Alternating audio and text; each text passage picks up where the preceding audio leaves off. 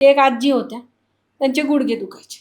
मग त्यांचा मुलगा काहीतरी बँकेचा ऑफिसर होता, मॅनेजर होते ते. त्यांनी माझा पॉडकास्ट बघितला आणि मला फोन केला की असं आहे. गुडघे दुखीवर आपल्याकडे औषध नाही, परंतु त्यांना मानसिक काय त्रास होतोय तो मला सांग.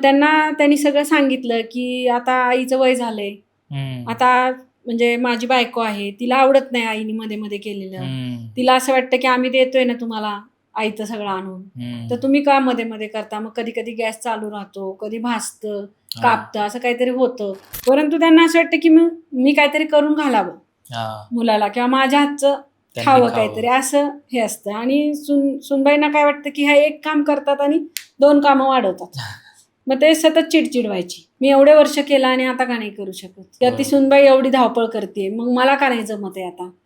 असं की ते ऍक्सेप्टन्स होत नाही की आपण आता वयस्कर झालोय किंवा शरीराच्या मर्यादा आल्या. हे लक्षात न आल्यामुळे त्यांना वाटायचं की नाही मला का काम करू देत. आणि मुलावरती ते दोघींचं प्रेशर.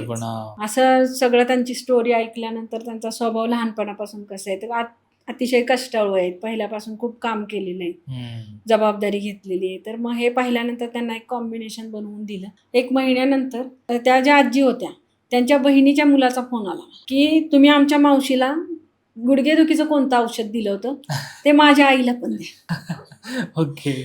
म्हणजे त्यांना असं वाटलं की मला हे गुडघेदुखीचं औषध, कारण काय की ती एक भीती असते. गुडघेदुखीच्या मागे तुमची जी इमोशन आहे ती भीतीची असते की आता माझं एक अस्तित्वच गेलं, जर मला काही व्हॅल्यूच नाही राहिली. रेकीमध्ये पण आपण हे बघतो की तुमचे जे काहीतरी इमोशन असतात ते ब्लॉकेज तयार करतात आणि त्याच्याने गुडघे दुखत होते. तर ते मन शांत झालं आणि त्यांना मी हेही सांगितलं की त्यांना पण तुम्ही संधी द्या की कधीतरी तुमच्या देखरेखीखाली त्यांना काहीतरी काम करू द्या, किंवा जी बसून करण्याची कामं असतील, भाजी निवडण्यासारखी असते, तर ती पण कामं त्यांना द्या, की त्यांना काम थोडंसं द्या, कारण त्यांना कामाची सवय.